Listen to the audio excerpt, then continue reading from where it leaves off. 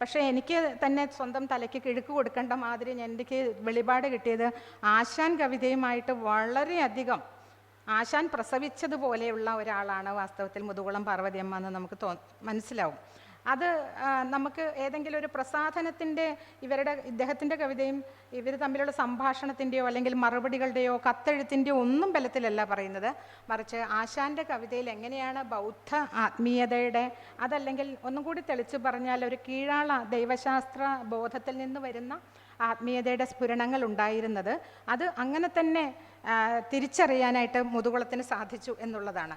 അപ്പോൾ 17 വയസ്സുള്ള സമയത്ത് മുതുകുളം പാർവതിയമ്മ അവരുടെ ആദ്യത്തെ കവിത പ്രസിദ്ധീകരിക്കുകയാണ് വിവേകോദയത്തിൽ, സ്വപ്നദർശനം എന്ന പേരിൽ. അപ്പോൾ ഇത് വായിച്ചിട്ട് ആശാൻ അന്ന് 50 വയസ്സിലധികം പ്രായമുണ്ട്. 51 വയസ്സിലാണല്ലോ ആശാൻ മരിക്കുന്നത്, 50 വയസ്സിനടുത്ത് പ്രായമുണ്ട്. അദ്ദേഹം ഒരു കത്തെഴുതി അവരെ പ്രോത്സാഹിപ്പിച്ചുകൊണ്ട് വളരെ കാര്യമായിട്ട് എഴുതുകയും പിന്നീട് അവർ തന്നെ വളരെ ആശാൻ്റെ സ്വന്തം ശിഷ്യയായിട്ട് മനസ്സിൽ കരുതുകയും ഉള്ളൂർ ഉൾപ്പെടെയുള്ളവർ അവർ ആശാൻ്റെ ശിഷ്യയാണ് എന്ന് പറയുകയും ചെയ്തു. സ്വപ്നദർശനം എന്നുള്ള കവിത ഉൾപ്പെടെയുള്ള പല കവിതകൾക്കകത്തും പ്രധാന രൂപകമായി നിൽക്കുന്നത് പൂവാണ്, പലതരം പൂക്കളാണ് പറയുന്നത്. അപ്പോൾ ഈ പൂക്കളും മനുഷ്യജീവിതവും തമ്മിലുള്ള അല്ലെങ്കിൽ നശ്വരത അതുമായി ചേർത്ത് വെച്ചുകൊണ്ടുള്ള പലതരം കൽപ്പനകൾ അവർ കവിതയിലേക്ക് കൊണ്ടുവരുന്നുണ്ട്. ആശാൻ മരിക്കുന്ന ദിവസം കുമാരനാശാനെ കാണാൻ വേണ്ടി ആഗ്രഹിച്ച് അവർ കത്തെഴുതി ഉറപ്പിച്ച്, ഇന്നത്തെ പോലെ അല്ലല്ലോ, പഴയ കാലത്തെ ഒരു കമ്മ്യൂണിക്കേഷൻ കത്ത് മാത്രമാണ്. ആശാന് കത്തെഴുതി ഉറപ്പിച്ച് അദ്ദേഹം ആലപ്പുഴ ബോട്ട് ജെട്ടിയിലൂടെ കടന്ന് പോകുന്നുണ്ട്, ഇന്ന ദിവസമാണ് എന്നറിഞ്ഞ് 1924 ആ മോശപ്പെട്ട ദിവസത്തിൽ അങ്ങനെ മുതുകുളം പാർവതിയമ്മ 17 വയസ്സ് മാത്രം പ്രായമുള്ള ആ യുവതി കാണാൻ വേണ്ടി സമയമെല്ലാം ഉറപ്പിച്ച് ജെട്ടിയിലേക്ക് വൈകുന്നേരം 6:30 മണി സമയത്ത് അവിടേക്ക് എത്താൻ വേണ്ടി ആഗ്രഹിക്കുകയാണ്. പക്ഷേ നിർഭാഗ്യവശാൽ മുതുകുളം പാർവതിയമ്മയ്ക്ക് അന്ന് അവർക്ക് തുണ വരാനായിട്ട് അവരുടെ വീട്ടിലാരും ഉണ്ടായിരുന്നില്ല. അതുകൊണ്ട് അവർക്ക് അവിടെ ആ സമയത്ത് ബോട്ട് അപ്പോഴേക്കും കടന്നുപോയി. പാർവതിയമ്മ എത്തുകയും ബോട്ട് കടന്നു പോവുകയും മാത്രമല്ല ആശാൻ മരണത്തിലേക്ക് പോവുകയും ചെയ്ത ഒരു സന്ദർഭമാണ്. അപ്പോൾ അത് ഇങ്ങനെ പിന്നീട് അതിന് ശേഷം പാർവതിയമ്മയുടെ ജീവിതം പലതരത്തിൽ ഈ പാലക്കാടും അതുപോലെ പലയിടങ്ങളിലും അവർ അലഞ്ഞു നടന്നു. മറക്കാൻ പറ്റാത്തൊരു തരത്തിൽ മലയാള കവിതയിലേക്ക് ഇനിയും നമ്മൾ ഒരുപാട് വെളിച്ചങ്ങൾ പോകേണ്ടതുണ്ട്. അവർ സ്വയം അന്വേഷിക്കുകയായിരുന്നു. ഒരുതരം ആത്മാന്വേഷണത്തിൻ്റെ പാത വിജയൻ്റെയൊക്കെ കഥകളിലും ഒക്കെ പറയുന്ന അത്തരം ഒരു പാത നേരത്തെ തിരഞ്ഞെടുത്തിട്ടുള്ള ഒരാളാണ്. ഇവിടെ ഒരു എന്താ പറയുക, ബോധാനന്ദ സ്വാമികളുടെ ആലത്തൂർ ഭാഗത്ത് അവിടെ വന്ന് താമസിച്ചു. ഒരു 60-65 വയസ്സ് വരെ അവിടെ താമസിച്ചു. അപ്പോൾ അവരവിടെ നിന്ന് പറഞ്ഞു, പ്രായമായി, ഇനി ഞങ്ങൾക്ക് അങ്ങനെ നോക്കാൻ പറ്റില്ല, എന്തെങ്കിലും സംഭവിച്ചാൽ പ്രശ്നമാവും, അതുകൊണ്ട് തിരിച്ചു പോകണം എന്ന് അപേക്ഷിച്ചിട്ടാണ് അവരുടെ വീട്ടിലേക്ക് പോയത്. ഈ അടുത്ത് ഞാൻ മുതുകുളം പാർവതിയമ്മയുടെ പ്രദേശമൊക്കെ പോയി കാണുക, അവരുടെ വീടൊക്കെ സന്ദർശിച്ചു. അതിൽ നിന്നാണ് എനിക്ക് ഈ കഥകളൊക്കെ മനസ്സിലായത്. അപ്പോൾ ഇങ്ങനെ ആവർത്തിച്ച് വരുന്ന നിത്യതയെക്കുറിച്ചും അനിത്യതയെക്കുറിച്ചുമുള്ള പലതരം പ്രമേയങ്ങളൊക്കെ രൂപപ്പെടുന്നതിൻ്റെ പിന്നിൽ അവരെ തമ്മിൽ ഒന്ന് ചേർക്കുന്ന ഒരു പ്രധാനപ്പെട്ട ചിന്ത ശ്രീനാരായണീയ ചിന്ത തന്നെയായിരുന്നു. ശ്രീനാരായണ ഗുരുവിനെ കാണുകയും നേരിട്ട് പോയിട്ട് എനിക്ക് ഒരു സ്ത്രീകൾക്ക് വേണ്ടി ആശ്രമം തുടങ്ങണം, സ്ത്രീകളുടേതായിട്ടുള്ള ഒരു ആധ്യാത്മിക ചിന്തയുടെ ഒരു ഇടം വേണം എന്നൊക്കെ പറഞ്ഞ ആളാണ് മുതുകുളം. സ്വാഭാവികമായിട്ടും അതിൽ നിന്ന് ഈ ശ്രീനാരായണ ചിന്തയുമായി ബന്ധപ്പെട്ടുകൊണ്ടാണ് ആശാൻ കവിതയെ കണക്ട് ചെയ്യുന്നത്, സ്വന്തം ജീവിതത്തെ ചിട്ടപ്പെടുത്തുന്നത്, അതുമായി ബന്ധപ്പെട്ട കാവ്യരൂപകങ്ങൾ അവരുടെ കവിതയിൽ വരുന്നത്. ഇതിലേക്ക് നോക്കാൻ നമ്മളിപ്പോൾ ആശാൻ്റെ കാലത്ത് ജീവിച്ചിരുന്ന ഒരു കവി, അവരുടെ ജീവചരിത്രം, അവരുടെ കവിതകൾ ഇന്നത് എന്ന് പറഞ്ഞിട്ട് മാത്രം കാര്യമില്ല. അവരെഴുതിയിട്ടുള്ള 100,000 തരത്തിലുള്ള ബുദ്ധൻ്റെ വിവർത്തനങ്ങൾ, ബുദ്ധകൃതികൾ, ബുദ്ധപൂർണിമ ഉൾപ്പെടെയുള്ള ഒരുപാട് കൃതികൾ വിവർത്തനം ചെയ്യുകയും പിന്നെ പഴയകാലത്തെ മിക്ക ആളുകൾക്കും ബംഗാളിയൊക്കെ അറിയാം, തമിഴ് അറിയാം, അങ്ങനെയാണല്ലോ. അപ്പോൾ അവർ തമിഴിൽ നിന്നും ബംഗാളിൽ നിന്നും ഒക്കെ വിവർത്തനം ചെയ്ത് ഇങ്ങനെ ബുദ്ധൻ്റെ ആശയങ്ങളുമായി കൂടുതൽ സ്വയം വളരാനൊക്കെ നടത്തിയിട്ടുള്ള ശ്രമങ്ങളും കൂടി തിരിച്ചറിഞ്ഞാൽ മാത്രമേ എനിക്ക് തോന്നുന്നു കുമാരനാശാനെ പഠിക്കാൻ പറ്റൂ. ആശാൻ ഒറ്റയ്ക്ക് ഒരു കവിയല്ല എന്ന് മാത്രമാണ് അവിടെ പറയാനുള്ളത്. അപ്പോൾ ആശാൻ നമ്മൾ വിചാരിക്കുന്ന പോലെ ഭയങ്കര ആത്മീയത ഉണ്ട് തീർച്ചയായിട്ടും. പക്ഷേ ആത്മീയത ഉള്ളതുകൊണ്ട് അദ്ദേഹത്തിൻ്റെ ഭൗതിക വീക്ഷണം എന്ന് പറയുന്നത് എല്ലാത്തിൻ്റെയും മേലൊരു പരിത്യക്തതയാണെന്ന് നമ്മൾ വിചാരിക്കാൻ സാധ്യതയുണ്ട്. അങ്ങനെയാണ് നമ്മളൊക്കെ സ്കൂളിലൊക്കെ പഠിച്ചു വച്ചിരിക്കുന്നത്, പല കാലത്തും അങ്ങനെ തന്നെയാണ്. പക്ഷേ ആശാൻ്റെ സമ്പൂർണ്ണ കാവ്യസമാഹാരം ആരെങ്കിലും ഒന്ന് വായിച്ചു നോക്കൂ. ഒരുപാട് കവിതകൾ. പണം എന്ന് പറയുന്നൊരു കവിതയുണ്ട്. ആ പണം എന്നുള്ള കവിത ഞാൻ ക്ലാസ് എടുക്കുന്ന പോലെയൊക്കെ ആയി പോകുന്നു എങ്കിലും പറയുകയാണ്. പണം വേണം എന്നാണ്, ഞാൻ വരി മറന്നുപോയി പെട്ടെന്ന്. പണം വേണം, പണം സമ്പാദിക്കണം എന്നാണ് പറയുന്നത്. എന്തിനായിരിക്കും ആശാൻ അങ്ങനെ പറഞ്ഞത്? ഞാനിത് വായിച്ചപ്പോൾ ഒരാൾ എന്നോട് പറഞ്ഞു തന്നിട്ടാട്ടോ ഞാൻ ഈ സാധ്യത അറിഞ്ഞത്. അപ്പോൾ ഞാൻ ഈ കവിത വായിച്ചു നോക്കിയപ്പോൾ എനിക്ക് ആശാൻ എന്തായിരിക്കും ഇതിന് പണം വേണം എന്നൊക്കെ വാശി പിടിക്കാൻ കാരണം? അപ്പോഴാണ് മനസ്സിലാവുന്നത് ഈ ശ്രീനാരായണ ഗുരു തന്നെ മുൻകൈ എടുത്തിട്ട് പല വ്യവസായ പ്രദർശനങ്ങൾ നടത്തുന്നു. അതേപോലെ തന്നെ നമ്മൾ സമുദായം വളരെ വലുതാണെന്ന, സമുദായം എന്ന് പറഞ്ഞാൽ ജാതി എന്നുള്ളൊരർത്ഥം മാത്രമല്ല ഉള്ളത്, അതിനൊരു കൂടിച്ചേരൽ, ഒന്നിച്ച് നിൽക്കൽ, അതേപോലെ തന്നെ ഒരേ അഭിപ്രായത്തോടു കൂടി സമൂഹത്തെ നല്ല രീതിയിൽ മുന്നോട്ട് നയിക്കൽ എന്നുള്ള അർത്ഥമൊക്കെ ചേർന്നാണ് സമുദായം. അപ്പോൾ ഈ സാമുദായികതയുടെ വെളിച്ചത്തിലാണ് വാസ്തവത്തിൽ ആശാനെ പഠിക്കേണ്ടിയിരുന്നത്, അല്ലെങ്കിൽ പഠിക്കേണ്ടത്. അങ്ങനെ പഠിക്കപ്പെട്ടിട്ടുണ്ട് ആശാൻ, പക്ഷേ ആശാൻ്റെ സമകാലികരായ പല കവികളെയും പഠിച്ചിട്ടില്ല.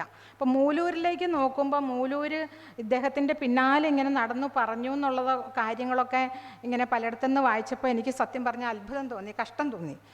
കുഞ്ഞുകുട്ടൻ തമ്പുരാൻ്റെ അടുത്ത് പറഞ്ഞു പല പ്രാവശ്യം, ഇന്ന കവികളുണ്ട്, ഇവരൊക്കെ കൊള്ളാവുന്നവരാണ്, ഇവരൊക്കെ ഉൾപ്പെടുത്തണം എന്ന് പറഞ്ഞു. എന്നിട്ടും തമ്പുരാൻ അത് കേട്ടിട്ടില്ല എന്നാണ് പറയുന്നത്. കുഞ്ഞുകുട്ടൻ തമ്പുരാനെ കുറിച്ച് എല്ലാ കൊല്ലം ഞങ്ങളുടെ കോളേജിൽ ഒരു പ്രഭാഷണം നടത്തുമ്പോൾ പറയും, തമ്പുരാനെ കഴിഞ്ഞ് വലിയ പുരോഗമനവാദി ഇല്ല എന്നുള്ള നിലയ്ക്കൊക്കെ പറയാറുണ്ട്. കാരണം പണ്ഡിറ്റ് കറുപ്പനെ വിളിച്ചിരുത്തി, അവരെ തറവാട്ടിൽ വിളിച്ചിരുത്തി അദ്ദേഹത്തിന് യാതൊരു അയിത്തവും ഇല്ലാതെ പഠിപ്പിച്ചു എന്നുള്ളത് കൊണ്ട് എന്നുള്ള നിലയ്ക്ക്. അത് പോട്ടെ, നമ്മൾ പറഞ്ഞുകൊണ്ട് വരുന്ന വിഷയത്തേക്ക് വരാം. അപ്പോൾ ഈ നവോത്ഥാനം എന്ന് പറയുന്നതിനകത്ത് സ്ത്രീകളില്ലേ എന്നുള്ള ചോദ്യമാണ്. അപ്പോൾ നമ്മളിങ്ങനെ സ്വതന്ത്രമായി നമ്മളൊന്ന് ആലോചിക്കുകയോ അന്വേഷിക്കുകയൊക്കെ ചെയ്യുമ്പോൾ നമുക്ക് മനസ്സിലാവുന്നത് തീർച്ചയായിട്ടും മുതുകുളം പാർവതിയമ്മ ഒരു നവോത്ഥാന കവി തന്നെയായിരുന്നു. അവർ മുൻകൈ എടുത്തിട്ട് ആ പ്രദേശത്തൊരു പ്രസവാശുപത്രി ഉണ്ടാക്കി, ലേഡീസ് ക്ലബ്ബ് വേണമെന്നും പറഞ്ഞ് വാശി പിടിച്ചിട്ട് അവിടെ പോയിട്ട് പഞ്ചായത്തിലോ അന്നത്തെ കാലത്തെ ഈ തദ്ദേശ ഭരണ വകുപ്പിൽ ചെന്നിട്ട് സ്ത്രീകൾക്ക് ഇരിക്കാനും സംസാരിക്കാനും ചർച്ച ചെയ്യാനും പത്രം വായിക്കാനും ഒരു വനിതാ സമാജം വേണമെന്ന് വാശി പിടിച്ചിട്ട് അവരത് ചെയ്തു. പലതരത്തിലുള്ള വായനശാല സംരംഭങ്ങൾ അവർ തുടങ്ങി. ശ്രീനാരായണ ഗുരുവുമായി ബന്ധപ്പെട്ടുകൊണ്ടൊരു ആധ്യാത്മിക സമാജം തുടങ്ങി. അങ്ങനെ ആ നാട്ടിലെ കായംകുളം എന്ന് പറയുന്നൊരു സ്ഥലമാണ് ഇവരുടെ സ്ഥലം. അപ്പോൾ ഈ കായംകുളത്തെ ഒരു ജമീല ബീവി കുഞ്ഞ് എന്ന് പറയുന്നൊരു സ്ത്രീയുമായി ചേർന്നിട്ട് എന്താണ് സ്ത്രീകൾക്ക് വേണ്ട ഉന്നമനം നടത്താൻ വേണ്ട കാര്യങ്ങൾ എന്തൊക്കെയാണെന്ന് ചിന്തിക്കാൻ അവർ ഒരു സംഘടന ഉണ്ടാക്കി. ഇതൊക്കെ എനിക്ക് പോയപ്പോൾ മനസ്സിലായി. അപ്പം നവോത്ഥാന കവി തന്നെയല്ലേ ആക്ച്വലി മുതുകുളം പാർവതിയമ്മ? ഇവരുടെ എങ്ങനെയാണ് കടത്തനാട്ട് മാധവിയമ്മ ഇവരിൽ നിന്ന് വിഭിന്നയായിരിക്കുന്നത്? ഞാൻ ആ ഒരു പഠനം ഇപ്പം നടത്തിക്കൊണ്ടിരിക്കുകയാണ്. നിങ്ങളുടെ ഭരതൻ്റെയൊക്കെ നാട്ടുകാരിയാണ് കടത്തനാട്ട് മാധവിയമ്മയുടെ കവിത പുസ്തകം തുറന്നു കഴിഞ്ഞാൽ, പുസ്തകമല്ല പല പല പുസ്തകങ്ങളാണ് ഇപ്പോൾ സാഹിത്യ അക്കാദമി ഇങ്ങനെ വലിയൊരു പുസ്തകമായിട്ട് ഒന്നിച്ച് ഇറക്കിയിട്ടുണ്ട്.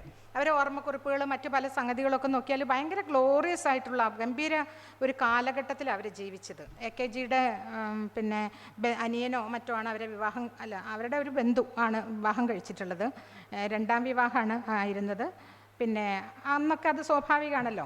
അങ്ങനത്തെ ഒരു കടത്തനാട്ട് മാധവിയമ്മയുടെ കവിതകൾ നിറയെ ഓണമാണ്. ഓണത്തിൻ്റെ ഒരു വലിയ വിധാനം കാണാം. നമ്മൾ കുഞ്ഞിരാമൻ നായർ ഇപ്പുറത്ത് കാണുന്നുണ്ട്.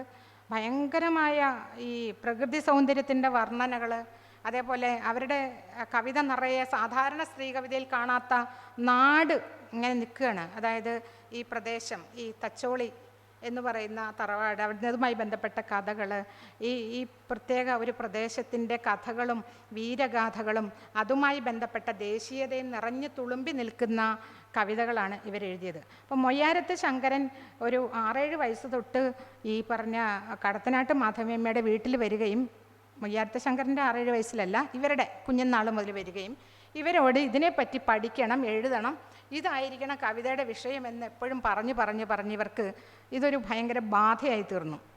അപ്പോൾ ഇവരുടെ അച്ഛൻ ഒരു കണ്ണക്കുറുപ്പാണ് ഇവരുടെ കാവ്യഗുരു എന്ന് പറയുന്ന ആൾ. അപ്പോൾ ഇവർ തച്ചോളി ഉദയനൻ എന്ന് പറഞ്ഞിട്ടൊരു നോവൽ എഴുതി, പയ്യോളി ചന്തു എന്ന് പറഞ്ഞ് വേറൊരു നോവൽ എഴുതി, പിന്നെ ഒരു 10-20 കവിതകൾ ഈ തച്ചോളി പാട്ടുകളെ പറ്റിയിട്ട്, തച്ചോളി പാട്ടുകൾ എന്നുള്ള പേര് തന്നെ, വടക്കം പാട്ടുകൾ എന്നുള്ള പേര് തന്നെ കവിത എഴുതി. ഇങ്ങനെ ആ നാടിനെ ഇങ്ങനെ ജ്വലിപ്പിച്ചെടുക്കുകയാണ്. ഇതെല്ലാം സംഭവിക്കുന്നത് ഏതാണ്ട് 1940കളോട് ബന്ധപ്പെട്ടാണ്. തീർച്ചയായിട്ടും ആ കാലഘട്ടത്തിലെ മാതൃഭൂമി ആഴ്ചപ്പതിപ്പൊക്കെ നമ്മൾ നോക്കുമ്പോൾ, അന്നത്തെ മാതൃഭൂമി ആഴ്ചപ്പതിപ്പ് വേറെ ഒരു രൂപത്തിലാണ്. ഇന്ന് നമ്മൾ കാണുന്ന വലിപ്പത്തിലല്ല, വലിയ ഒരു പാള പോലെ വലിപ്പമുള്ള അങ്ങനത്തെയൊക്കെയുള്ള ഒരു കാലഘട്ടത്തിലെ മാതൃഭൂമി ആഴ്ചപ്പതിപ്പിലൊക്കെ പലപ്പോഴും ഓണം, തിരുവാതിര, വിഷു ഇതെല്ലാമായി ബന്ധപ്പെട്ടുകൊണ്ട് കേരളീയ ദേശീയതയെ പുനർനിർവചിക്കാനുള്ള പലതരം ശ്രമങ്ങൾ നമ്മൾ കാണുന്നുണ്ട്. വില്യം ലോഗൻ അദ്ദേഹത്തിൻ്റെ സമയം ഒതുക്കാം അല്ലേ? ഞാൻ ഒന്നും പറഞ്ഞില്ല. അപ്പോൾ വില്യം ലോഗൻ പറയുന്ന ഈ ഒരു എങ്ങനെയാണ് ഒരു നാടിന് എന്താണ് നായന്മാരുടെ പദവി എന്നാണ് അദ്ദേഹം പറയാൻ ശ്രമിച്ചത്. അപ്പം നായന്മാർ ഈ ഭരണത്തിൻ്റെ കയ്യും ആളുമായിട്ട് അതായത് കൊളോണിയൽ ഭരണാധികാരികളുടെ തൊട്ടടുത്ത് അവരുടെ എല്ലാത്തരം അധികാരങ്ങൾക്കും തുണ നിന്നുകൊണ്ട് പല പദവികളും വഹിച്ചുകൊണ്ട് അവരോടൊപ്പം നിന്നുകൊണ്ട് നമ്മുടെ നാടിനെ പുനർനിർവചിക്കാൻ നടത്തിയ ശ്രമങ്ങളുടെ ഭാഗമായി നമ്മുടെ ആഘോഷങ്ങളും എങ്ങനെ പുനർനിർവചിക്കപ്പെട്ടു എന്ന് അദ്ദേഹം നിരീക്ഷിക്കുന്നുണ്ട്. ലോകനെ മുൻനിർത്തിക്കൊണ്ട് തന്നെ ചേലനാട്ട് അച്യുതമേനോനെ പോലെയുള്ള ചില ആളുകളും അവരുടെ പല ലേഖനങ്ങൾക്കകത്തും ഇതേ കാര്യം ആവർത്തിക്കുന്നുണ്ട്.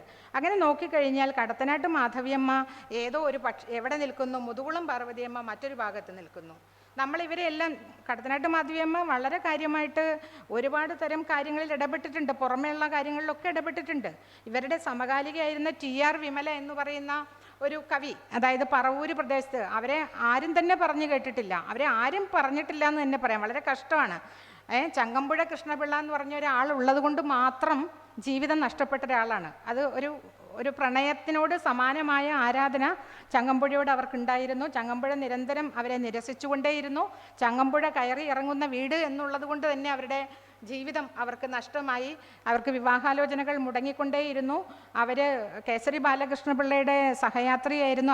അദ്ദേഹത്തിൻ്റെ വീട്ടിൽ പോയിരുന്നിട്ട് എപ്പോഴും അദ്ദേഹം പറയുന്ന ലേഖനങ്ങളൊക്കെ പകർത്തുക, അതേപോലെ അദ്ദേഹത്തിൻ്റെ പുസ്തകങ്ങൾ വായിക്കുക. അങ്ങനെ ഒരു ചെറിയ ബാലികയായിരുന്നപ്പോൾ തൊട്ട് കേസരിയുടെ കൂടെയായിരുന്നു എപ്പോഴും.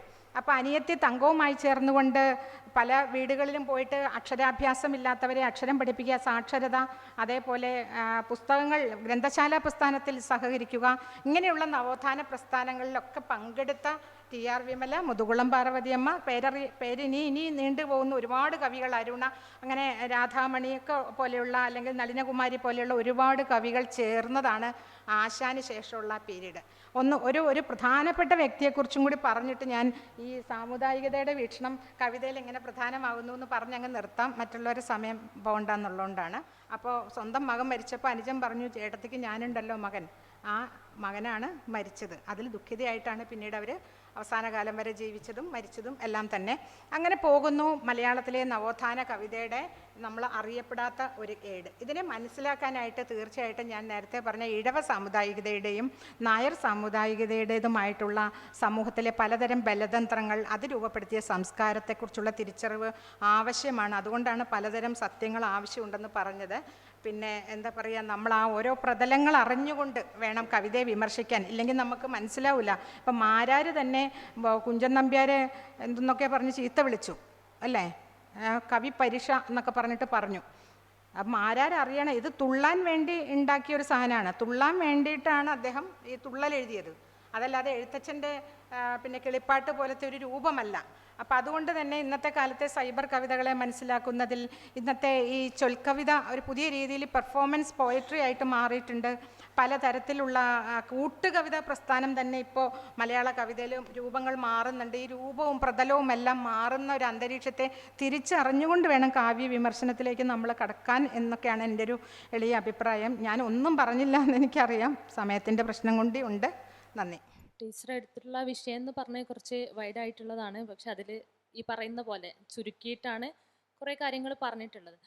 അപ്പോഴും ഈ കവിത നിരൂപണം എന്ന് പറയുന്നത് അതിൻ്റെ ചരിത്രപരവും ഇപ്പോൾ ഏത് നിരൂപണത്തിലേക്ക് നമ്മൾ നോക്കുമ്പോഴും ഓരോ ടെക്സ്റ്റുകളും അതിൻ്റെ സാമൂഹികവും ചരിത്രപരവുമായിട്ടുള്ള കാര്യങ്ങൾ അടയാളപ്പെടുത്തുന്ന രീതിയിൽ ഇപ്പോൾ ആശാൻ്റെ നവോത്ഥാന സങ്കല്പങ്ങൾ, അതോടൊപ്പം തന്നെ ആ കാലഘട്ടത്തിൽ അരികുവൽക്കരിക്കപ്പെട്ട എഴുത്തുകാരുടേതായിട്ടുള്ള ഇടങ്ങളെയാണ് ടീച്ചർ അടയാളപ്പെടുത്തിയെന്നുള്ളത്.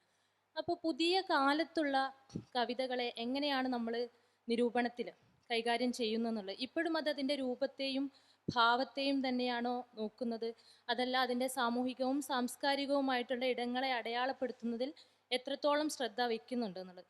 ഇപ്പോൾ എനിക്കൊന്ന് മാതൃഭൂമിയിലൊക്കെ വന്നിരുന്ന ഈ പുതിയ എഴുത്തുകാരുടെ റഹീമ വാളാടിൻ്റെ ഒക്കെ എഴുത്തുകളിലൊക്കെ കൃത്യമായിട്ട് പാരിസ്ഥിതിക ബോധത്തെ അത് വേറൊരു തരത്തിൽ തന്നെ ഭാഷയിലൂടെ തന്നെ പ്രതിരോധിക്കുകയായിരുന്നു. അപ്പോൾ അത്തരത്തിലുള്ള പഠന കാര്യങ്ങളൊക്കെ ഈ നിരൂപണത്തിലേക്ക് വരുന്നുണ്ടോ, അതല്ല അതിപ്പോഴും നമ്മളിപ്പോൾ ഏറ്റവും ലേറ്റസ്റ്റ് ആയിട്ട് കണ്ടിട്ടുള്ള ഈ അടുത്ത കാലത്ത് ജിജി എവിടെ എന്നുള്ളതിലൊക്കെ കണ്ടിട്ടുള്ള ഈ അടുത്ത കാലത്ത് പറഞ്ഞ പോലെ അത് അതിൻ്റെ ഘടനയെ തന്നെയാണ്, രൂപമാണോ ഭാവമാണോ ഏതാണ് വേണ്ടതെന്നുള്ള രീതിയിൽ അവിടെ തന്നെ ഒതുങ്ങുന്നുണ്ടോ, അതല്ല അതിൻ്റെ നിരൂപണത്തിൻ്റെ ഒരു സ്വഭാവം എന്ന് പറഞ്ഞാൽ, അല്ലെങ്കിൽ അതിൻ്റെ ഒരു സാംസ്കാരിക മൂല്യം എന്ന് പറയുന്നത് അതിൻ്റെ സാമൂഹിക പ്രസക്തിയെ അടയാളപ്പെടുത്തുക എന്നുള്ളതാണ്. അപ്പോൾ അത്തരത്തിൽ അത് എത്രത്തോളം മുന്നോട്ട് പോകുന്നുണ്ട്? അതായത് ഞാൻ പറയാം, ഇപ്പം നേരത്തെ ആദ്യം ചോദിച്ചത് എങ്ങനെയാണ് അരികുവൽക്കരിക്കപ്പെട്ട പുതിയ കവികളെ നമ്മൾ എങ്ങനെയാണ് വിലയിരുത്തേണ്ടത് എന്ന് ചോദിക്കുന്നുണ്ട്. അപ്പോൾ സ്ത്രീകൾ തന്നെ അതിരുവൽക്കരിക്കപ്പെട്ടവരാണെന്നുള്ളൊരു ധാരണ ഏതാണ്ട് ഒരു 20 കൊല്ലമായിട്ട് നിലനിൽക്കുന്നുണ്ട്. അതിൽ തന്നെ സ്ത്രീകൾ ചോദിക്കേണ്ട ഏത് സ്ത്രീകൾ എന്ന് നിരന്തരം ചോദിക്കുന്നുണ്ട്. അപ്പം അതുകൊണ്ട് തന്നെ ഇപ്പോൾ ദളിത് സ്ത്രീകളുടെ കവിതയ്ക്കകത്ത് അവർ ഇപ്പം വിജയലക്ഷ്മിയുടെ, അനിത തമ്പിയുടെ, സാവിത്രി രാജീവൻ്റെ ഒക്കെ കവിതകളുടെ ഒരു ഘട്ടം തീർച്ചയായിട്ടും കുടുംബത്തെ ഒരല്പം പ്രശ്നവൽക്കരിക്കുന്നതും പുരുഷനെ പ്രതിസ്ഥാനത്ത് നിർത്തുന്നു, അങ്ങനെ പറഞ്ഞാൽ ശരിയല്ല, ഒറ്റ വാക്കിൽ നിന്ന് ഞാൻ പറയുകയാണ്, അങ്ങനെ നിർത്തുന്ന തരത്തിലുള്ള മുഴക്കങ്ങളാണ് നമ്മൾ അതിൽ കേട്ടതെങ്കിൽ, പിൽക്കാലത്ത് വരുന്ന കവിതയിൽ ഇപ്പോൾ ദളിത് സ്ത്രീ കവിയായിട്ടുള്ള അജിതയുടെ ഒരു കവിതയുണ്ട്. ഞങ്ങൾ 16 പൊളികളെ ഒന്നാക്കി ചേർത്ത് നിർത്തുന്ന നടുവിൽ നിൽക്കുന്ന ഒരു പൊളിയാണ് അച്ഛൻ എന്ന് പറയുന്നുണ്ട്. അതായത് അതൊരു കൊട്ടനെയ്യലിൻ്റെ ഒരു രൂപകം ഉപയോഗിച്ചിട്ടാണ്. ദളിതരുടെ ജീവിതവൃത്തിയാണല്ലോ കൊട്ടനെയ്യലും മുറനെയ്യലും ഒക്കെ. അപ്പം അതുകൊണ്ട് അവർ ആ രീതിയിൽ പറയുകയാണ്. അപ്പം അച്ഛനെ അവർ വളരെ വേണ്ടപ്പെട്ട ഒരു അർത്ഥത്തിലാണ് എടുക്കുന്നത്, ചേർത്ത് നിർത്തുന്ന ഒന്നാണ്. അപ്പോൾ ഈ വംശീയ ഐക്യം എന്ന് പറയുന്നത് വളരെ പ്രധാനമായിട്ട് മിക്കവാറും സ്ത്രീകൾ കാണുന്നുണ്ട്. അപ്പം അത് മലയാളത്തിലെ കവികൾ മാത്രമല്ല, ഇപ്പം മേയോ ആഞ്ചലോയെ പോലെയുള്ള ലോക പ്രശസ്തിയായിട്ടുള്ള ഗംഭീര അക്കാഡമീഷ്യനും സിനിമാ നടിയും എന്താ പറയുക ലൈംഗിക തൊഴിലാളിയായിട്ടും ഒക്കെ ജീവിച്ചിട്ടുണ്ട് അവർ. മേയോ ആഞ്ചലോ പറയുന്നുണ്ട്, ജെയിംസ് ബാൾവിൻ ഗംഭീര, അയാളെ പറയുമ്പോൾ എനിക്ക് രോമം എഴുന്ന് നിൽക്കും, അങ്ങനത്തെ ഒരാളാണ്. ജെയിംസ് ബാൾവിനോട് പറയണ്ടേ, എനിക്ക് നിങ്ങളെ എനിക്ക് വേണം, എന്താ വെച്ചാൽ നിങ്ങൾ എൻ്റെ ബ്രദറാണ്, എൻ്റെ സഹോദരനാണ്, നിങ്ങളെനിക്കൊരു ആങ്ങളയായിട്ട് വേണം എന്നാണ് പറയുന്നത്. അത് പ്രേമത്തിനുമെല്ലാം അപ്പുറത്തുള്ള അതിഭയങ്കരമായിട്ട് ഒരു പ്രത്യേക പൊക്കൽക്കൊടി ബന്ധം അവർ ഈ വംശീയത എന്നുള്ള അർത്ഥത്തിൽ ഐക്യപ്പെട്ട് കിട്ടാൻ വേണ്ടി ചെയ്യുന്നുണ്ട്. അത് മലയാളത്തിലെ സ്ത്രീ കവിതയെ എടുത്ത് നോക്കിക്കഴിഞ്ഞാൽ കുടുംബം പ്രധാന ഘടകമായിട്ടാണ് ദളിത് സ്ത്രീകൾ ആഘോഷിക്കുന്നത്. അച്ഛനെക്കുറിച്ച്, അമ്മയെക്കുറിച്ച്, അതേപോലെ ആ പേന്തലയുള്ള പെറ്റിക്കോട്ട് എന്ന് പറയുന്ന MR രാധാമണിയുടെ കവിതയൊക്കെ വായിച്ചു നോക്കണം, ഭയങ്കരമായിട്ട് നമുക്ക് ഫീൽ ചെയ്യും. ആ നിലയ്ക്കാണ്. അതുപോലെ അവർ പ്രകൃതിയെ നോക്കിക്കാണുന്നത്, ആ പാടത്തിന് നടുവിൽ വെന്തും നൊന്തും ഒരു കതിര് നിൽക്കുന്നുണ്ട് എന്ന് പറയുന്ന മുലപ്പാൽ ഊറി വരുന്നത് പോലെ, ആ പച്ച നെല്ലിൽ നിന്ന് പാൽ ഊറി വരുന്നതിന് അത് ശരീരം തന്നെയാണ്. ഇപ്പം നമ്മൾ എടശ്ശേരിയുടെ കവിതയിൽ ഒരു അക്കരി സുചിര പുരാതനൻ അത്ര എന്നും പറഞ്ഞൊരു പുരുഷനെയാണ് നമ്മൾ കാണുന്നത്. വയലിൻ്റെ ചിത്രകാരൻ വയലിൻ്റെ ആ ചിത്രം വരച്ചു വെച്ച, അല്ലേ, നമ്മൾ വായിച്ചിട്ടില്ലെങ്കിൽ പിന്നീട് വായിക്കൂ. ആ ഗംഭീര കവിതയാണ് എടശ്ശേരിയുടെ എന്താണ്, കൊന്നപ്പൂവിലെ മഞ്ഞകൾ മഞ്ഞക്കിളിയുടെ ചുണ്ടിൻ അരുണിമ ചേർന്നവ മഞ്ജുളമസ്തം അനാദ്രിച്ചെരുവിലെ മഞ്ഞകൾ പെയ്ത് കിടക്കും പോലെ. അപ്പോൾ രസമാണ്. അത് ഉണ്ടാക്കിയ ആളൊരു പുരുഷനാണ്. പക്ഷെ ഈ പണിയെടുത്ത പെണ്ണ് പാടത്തിനു നടുവിൽ വെന്തും നൊന്തും മുലപ്പാല് കുടുങ്ങിയും നിൽക്കുന്ന ആ സ്ത്രീയെ, ഒരു പണിയാള പെണ്ണിനെ അവതരിപ്പിക്കുന്ന രാധാമണിയുടെ കവിത, അതിനകത്ത് അവളാണ്, അവളുടെ ശരീരം തന്നെയാണ് വയൽ. അങ്ങനെയാണ് ആ കവിത മാറുന്നത്. പ്രകൃതി മാറുന്നു, ഈ പുരുഷനുമായിട്ടുള്ള ബന്ധം മാറുന്നു, കുടുംബവുമായിട്ടുള്ള അധികാര ബന്ധത്തെ മാറ്റി എഴുതുന്നു, വംശീയ സ്മൃതികൾ മാറുന്നു. ധന്യ MDയുടെ കവിതയിലൊക്കെ തന്നെ ഈ ഭൂതപ്രേത മരിച്ചുപോയവരൊക്കെ വന്ന് ചെവിയിൽ വന്ന് സംസാരിക്കുന്നതിൻ്റെ ഒക്കെ അലയൊലികൾ കവിതയിൽ കേൾക്കാം. ഇതൊരു മാറ്റി എഴുതലാണ്, പുതിയ കാലത്തെ അരികെഴുത്തിലെ ഒരു മാറ്റി എഴുതലായിട്ട് വിചാരിക്കുന്നു. രണ്ടാമത്തെ ചോദ്യം വിട്ടു എന്നോട് പറയൂ.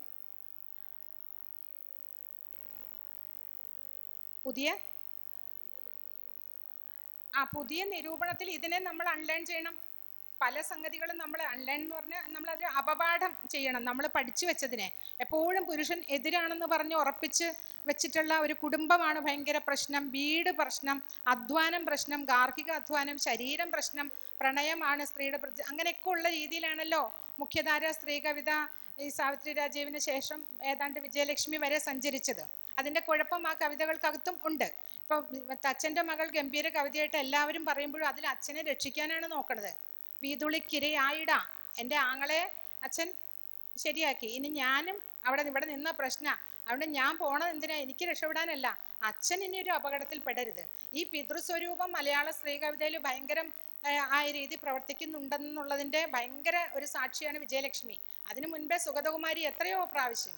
ആ പിതൃരൂപം ചിലപ്പോൾ ഗാന്ധി ആയിരിക്കാം, അല്ലേ? ഗാന്ധിജി ദേശീയതയെക്കുറിച്ചൊക്കെ പറഞ്ഞാൽ അത് വേറെ വലിയ വിഷയമാണ്, അത് സുഗതകുമാരിയെ വെച്ച് പഠിക്കാവുന്നതാണ്.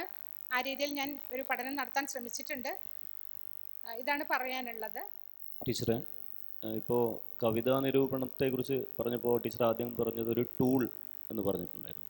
ഇപ്പോൾ ചെറുകഥയുടെ നിരൂപണവും നോവൽ നിരൂപണവും ഒക്കെ പലതരത്തിലുണ്ട്. അപ്പോൾ കവിതയുടെ ഒരു നിരൂപണത്തെ ഇപ്പോൾ കമ്പാർട്ടൈസ് ചെയ്യുമ്പോൾ ടീച്ചർ അതിന് കാണുന്ന ഒരു ഘടകങ്ങൾ എന്തൊക്കെയാണ്? അതിന് ചില ഘടകങ്ങളും അതിന് ചില ടൂളുകളും ഉണ്ടാവില്ല. എങ്ങനെയാണ് അതിനെ മറ്റുള്ളതിൽ നിന്ന് വ്യത്യസ്തമായിട്ട് അതിനെ മാറ്റുന്നത്, ആ നിരൂപണത്തെ? സമകാലികത എന്ന് പറയുന്ന ഒരു സംഗതി അത് ഒരു പക്ഷേ എപ്പോഴും അത് ശരിയാണോ എന്ന് എനിക്കറിയില്ല. സമകാലികതയിൽ നിന്നുകൊണ്ട് ഒരു സംഗതിയെ വായിക്കുമ്പോൾ, ഒരു സാഹിത്യ സൃഷ്ടിയെ, സാഹിത്യ പാഠത്തെ വായിക്കുക, അതിൽ ചരിത്രത്തിൻ്റെ മുഴക്കങ്ങളെ അല്ലെങ്കിൽ ചരിത്രത്തിൻ്റെ നുവാൻസസ് പ്രവർത്തിക്കുന്നത് എങ്ങനെ, അതിന് അധികാരവുമായിട്ടുള്ള ബന്ധം എന്ത്, ഇത് വളരെ സെൻസിറ്റീവ് ആയിരിക്കുന്ന ഒരാളെന്നുള്ള നിലയ്ക്ക് എനിക്ക് മനസ്സിലാവാറുണ്ട്. ഇപ്പോൾ ഒരു കവിതയിൽ ഒരു വാക്ക് ഒരു കല്ലുകടിയായിട്ട് നിൽക്കുന്നു, ഏതോ ഒരു അർത്ഥത്തിൽ അത് നമ്മൾ വളരെ സെൻസിറ്റീവ് ആണേലേ നമുക്ക് തിരിച്ചറിയാൻ പറ്റുള്ളൂ, നമുക്കത് മനസ്സിലാക്കാൻ പറ്റുള്ളൂ. നമ്മുടെ തൊലി വളരെ പരുക്കനാണെങ്കിൽ നമുക്ക് ചിലപ്പോൾ നമ്മുടെ അടുത്ത് ഒരു പഴുതാര കടിച്ചാലും ചിലപ്പോൾ നമുക്ക് യേശുവില്ല. അപ്പം നമ്മൾ ഒരു കാവ്യ വിമർശക അല്ലെങ്കിൽ കവിതാ വായനക്കാരി എന്നുള്ള ആദ്യ പടി തന്നെയാണ് എല്ലായ്പ്പോഴും പരിപാലിക്കാറുള്ളത്. വായിക്കുമ്പോൾ നമുക്ക് അത് ഫീൽ ചെയ്യണം. ഇപ്പം ഈ അടുത്തൊരു പുസ്തകം 9ാം വിളവ് എന്ന് പറഞ്ഞ പുസ്തകമൊക്കെ എഴുതിയ ചിത്ര കെ.പിയുടെ ഒക്കെ കവിതകൾ എന്ന് പറഞ്ഞാൽ എല്ലാ ദളിത് സ്ത്രീ കവിത, ഈ പറഞ്ഞ ദളിത് ജാതിയിൽ ജനിച്ച ദളിത് അനുഭവങ്ങൾ എഴുതുന്ന സ്ത്രീ കവിതകളെക്കാൾ ഗംഭീര കവിയാണ് ചിത്ര കെ.പി. 9ാം വിളവ്. അവരുടെ പുസ്തകം വായിക്കുമ്പോൾ നമുക്ക് എന്താണെന്ന് വെച്ചാൽ കുറച്ച് കൂടുതൽ സെൻഷ്യസ് ആയിട്ട് അതിനെപ്പറ്റി ഇങ്ങനെ അവരുടെ കവിതകൾ തന്നെ സംസാരിക്കണം. അത് തന്നെ ഭയങ്കര ഒരു അനുഭവമാണ് ആ കവിത വായിക്കുമ്പോൾ. പണിയെടുക്കുന്ന സ്ത്രീകളുടെ രേണുകുമാറിൻ്റെ മിണ്ടാപ്രാണി പോലത്തെ കവിതകൾ, പിരിച്ചെഴുത്ത് പോലത്തെ കവിതകൾ, ഇതൊക്കെ നമ്മളോട് സംസാരിക്കുന്നത് ഈ സെൻസിറ്റിവിറ്റിയിൽ കൂടിയാണ്. അപ്പോൾ സെൻസിറ്റീവ് ആകുക എന്നുള്ളതാണ്, കാവ്യ വായനക്കാരി ആവുക എന്നുള്ളത് തന്നെയാണ് പ്രധാനം. വിമർശനം പിന്നെ നമുക്ക് എഴുതാൻ അത്യാവശ്യം അക്ഷരത്തെറ്റില്ലാണ്ടും കൃത്യതയോടുകൂടി കാര്യങ്ങൾ കണക്ട് ചെയ്തും ഒക്കെ നമ്മൾ എഴുതുമ്പോൾ അതൊരു പഠനമാവുമല്ലോ. അങ്ങനെയാണത് രൂപപ്പെടുന്നത്. അതിനേക്കാൾ പ്രധാനമാണ് സെൻസിറ്റീവ് ആവുക എന്നുള്ളത്. ഇന്നത്തെ കാലത്ത് ഏറ്റവും വലിയ ഗുണം സെൻസിറ്റീവ് ആവുക എന്നാണെന്നാണ് എനിക്ക് തോന്നുന്നത്. അത് നമ്മുടെ ജീവിതമല്ലേ, അതിൽ കൂടെ വരും. നമ്മുടെ ആദ്യത്തെ സെഷനിലൊക്കെ നമ്മൾ ചർച്ച ചെയ്തൊരു കാര്യം ഉണ്ടായിരുന്നു. നിരൂപണം എന്ന് പറയുന്നത് പുതിയ സാമൂഹ്യ മാധ്യമങ്ങളുടെ ഒരു കാലഘട്ടത്തിൽ നമ്മൾ എഴുതിയിട്ടുള്ള കഥകളായാലും നോവലുകളായാലും കവിതകളായാലും നമ്മൾ തന്നെ പ്രൊമോട്ട് ചെയ്യുന്ന ഒരവസ്ഥ. അപ്പം എൻ്റെ ചോദ്യം ഇതാണ്, ഈ കാലഘട്ടത്തിൽ അതൊരു അത്യാവശ്യമല്ലേ? ഇപ്പോൾ ഇവിടെ ആ ചോദ്യത്തോട് ബന്ധപ്പെടുത്തിയിട്ടാണ് ഞാൻ ചോദിക്കുന്നത്. ഇപ്പം സുകുമാരൻ ചാലികതയുടെ കവിതകൾ ഒരുപക്ഷെ ഇവിടെ നിന്ന് ചൊല്ലുമ്പോൾ നമുക്കുണ്ടാവുന്ന ഒരു ഉൾപ്പുളകം ഉണ്ടാവും. ശബ്ദങ്ങൾ കൊണ്ട് അവർ തീർക്കുന്നൊരു മാന്ത്രികതയുണ്ട്. പക്ഷെ ആ ശബ്ദങ്ങൾ നമുക്ക് വെറും ശബ്ദങ്ങളായിരിക്കാം. പക്ഷെ അത് ഗോത്രവർഗത്തെ സംബന്ധിച്ചിടത്തോളം അത് അവരുടെ ജീവിതമാണ്. അപ്പോൾ ആദിയെ പോലെ ഉള്ള എഴുത്തുകാർ, വിജയരാജ മല്ലികയെ പോലെയുള്ള എഴുത്തുകാർ, അവർക്ക് അവരുടേതായ ഒരു ലോകമുണ്ട്. അത് നമുക്ക് പരിചിതമല്ലാത്തൊരു ലോകമാണ്. അപ്പോൾ അതിൻ്റെ ഒരു കവിതയുടെ ഒരു തുടക്കത്തിൽ എനിക്ക് തോന്നുന്നത് ഈ അരികുവൽക്കരിക്കപ്പെട്ടവർ ആദ്യം തുടങ്ങുന്നത് കവിതയിലാണ് എന്ന് തോന്നിയിട്ടുണ്ട്. അപ്പോൾ അങ്ങനെ ഒരു നിരൂപണം, അല്ലെങ്കിൽ അങ്ങനെ ഒരു നിരൂപണം എന്ന് പറയുന്നില്ല, അങ്ങനെ ഒരു വ്യാഖ്യാനം ഇന്നത്തെ കാലഘട്ടം ആവശ്യപ്പെടുന്നില്ലേ? ഉണ്ടല്ലോ, തീർച്ചയായിട്ടും. ഇപ്പോൾ വിജയരാജ മല്ലികയുടെ കവിത പല സ്ഥലത്തേക്ക് പല രീതിയിൽ വായിക്കാൻ പലർക്കും കൊടുത്തപ്പോൾ അവരുടെ പണ്ടേ ഉള്ളൊരു ഫ്രണ്ടാണ്, അതുകൊണ്ടാണ്. അപ്പോൾ പലരും പറഞ്ഞു ഇതിൽ എവിടെയാണ് കവിത എന്ന് ചോദിച്ചിട്ട് അവരോട് ചോദിച്ചിട്ടുണ്ട്. ഞാനും സ്വയം ചോദിച്ചിട്ടുണ്ട്. പക്ഷേ ഒരു കാവ്യഭാഷ തേടാനുള്ള ഒരു ശ്രമമാണ്. ട്രാൻസ് ആയ ഒരാളെ സംബന്ധിച്ച് അവരെപ്പോഴും ഈ ഭാഷയോട് ഭയങ്കരമായിട്ട് ഇങ്ങനെ കലഹിക്കുന്ന ഒരാളാണ്. വിജയരാജ മല്ലികയുടെ കവിതയിൽ പ്രളയം എന്ന് എഴുതും. പ്രളയം ആക്ച്വലി പ്രണയമാണ്. വിജയരാജ മല്ലികയെ നമ്മൾ പ്രളയം എന്ന് പറയുന്നത് അവർ പ്രണയം എന്നുള്ള നിലയ്ക്കാണ് ആക്കുന്നത്. പല വാക്കും മല്ലികയായിട്ടുള്ള സംഭാഷണങ്ങൾ, മല്ലികയുടെ ഒരു പുസ്തകം പുതിയതിറങ്ങിയപ്പോൾ അതിനൊരു പഠനം എഴുതേണ്ടി വന്നു. അപ്പം ഞാൻ സത്യം പറഞ്ഞാൽ ഭയങ്കര ഭയത്തോടെയും ഭയങ്കര ആങ്സൈറ്റിയോടും കൂടിയിട്ട് ആ കവിത വായിച്ചതും, അതിലെ കവിത ഇല്ലാന്ന് ഇനിയും ആളുകൾ പറയുമല്ലോ, അല്ലെങ്കിൽ ഇതെന്താ എനിക്ക് മനസ്സിലാവാത്ത, ഇതിൻ്റെ സത്യം എന്ന് വെച്ചാൽ ഞാനൊരു ഹെറ്ററോസെക്ഷലായിട്ട് ഉള്ള ജീവിതം തലയ്ക്കകത്ത് കൊണ്ടു നടക്കുക ഇപ്പോഴും ഈ 55 വയസ്സിലും.